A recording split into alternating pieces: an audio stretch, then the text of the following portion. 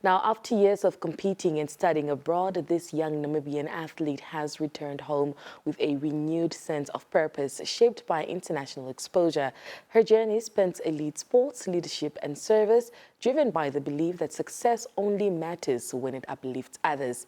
Jada Tati is a 19-year-old world champion hockey player, multi-sports athlete, Miss Teen Namibia First Runner-Up 2022, and the founder of Access for Champions, a program dedicated to giving young Namibians the access, guidance, and inspiration they need to reach their full potential. She now joins us in studio to talk to us about her entire journey.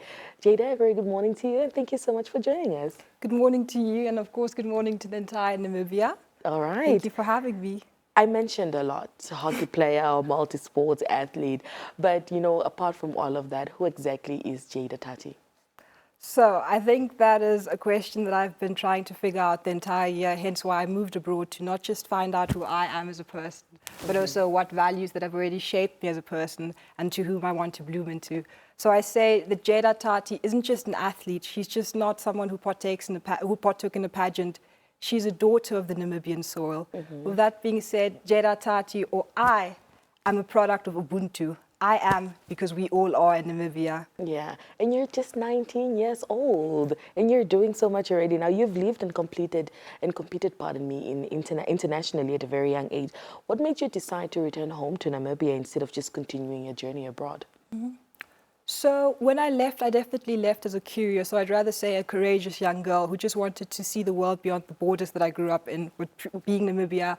And the longer I stayed abroad, or the more I played internationally, I actually also realized that perhaps international exposure becomes not just meaningless, but loses its value once it's not poured back to the very own people that once supported you, that once created you.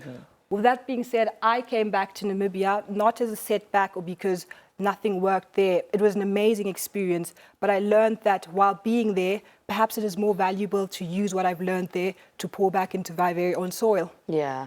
Earlier on, I mentioned that you are the founder of Access for Champions. Can you just talk to us about that?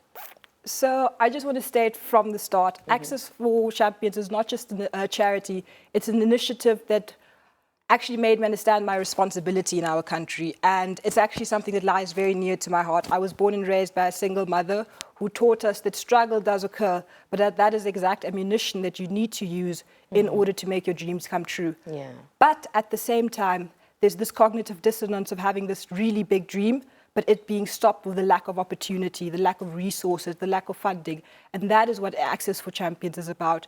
It focuses on finding not just prospects, but talent in marginalized areas. It focuses on finding not just kids with skill, but lack of funding, as said, to make their dreams come true. So Access for Champions is something that was created through my own story, but at the same time, I know the story of many other young Namibian athletes. Yeah. So looking at just, some of the challenges that Namibian children go through, how does Access, for Champion, contribute, not even contribute, how does it, breach that gap, and how does it solve some of these issues?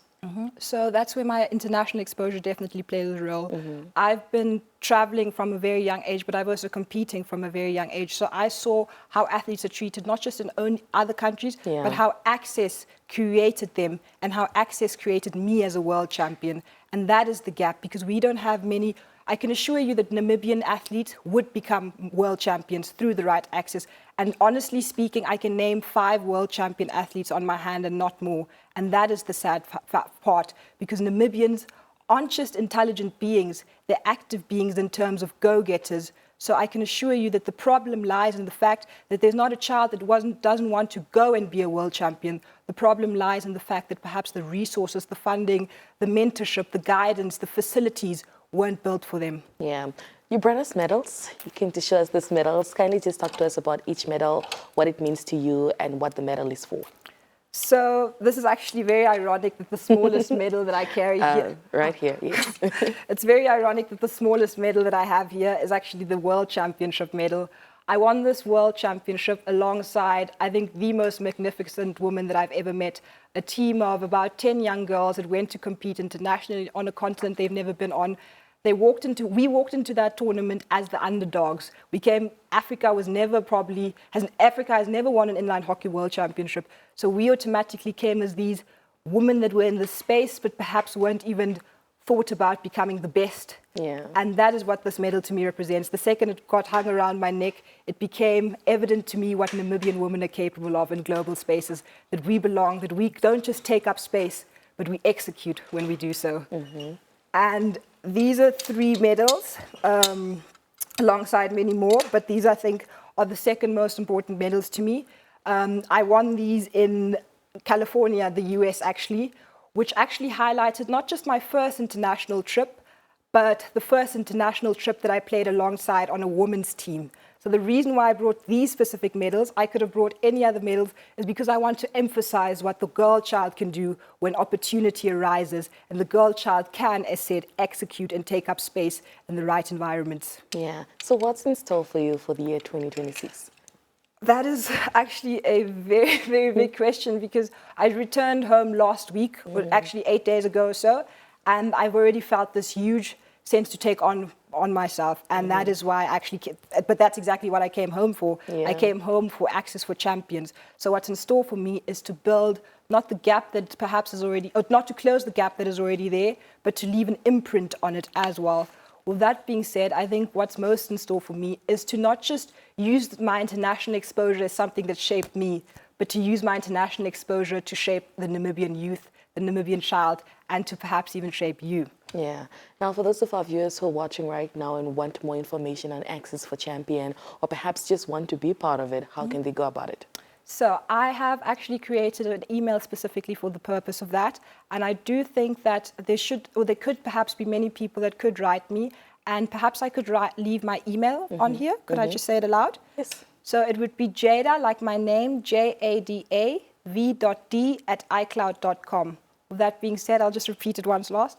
Jada v.d@icloud.com. This means it's an opportunity for not just the child that perhaps already knows how to play a sport, but also the child who wants to know how to play a sport. For parents that believe that their kids are capable of doing it, but just don't know which routes to take, how to find the funding. That is why I'm here for Namibia, because I want to help your child become a world champion too. All right. Well, Jada, it's been a pleasure talking to you. We love your journey. You're so young. You're doing so much already. We love it for you, and all the best with your future endeavors, and all the best with Access for Champions. Thank you very much for having me once more, to allow me not just to tell my story, but to showcase what international exposure can do for an entire country. All right.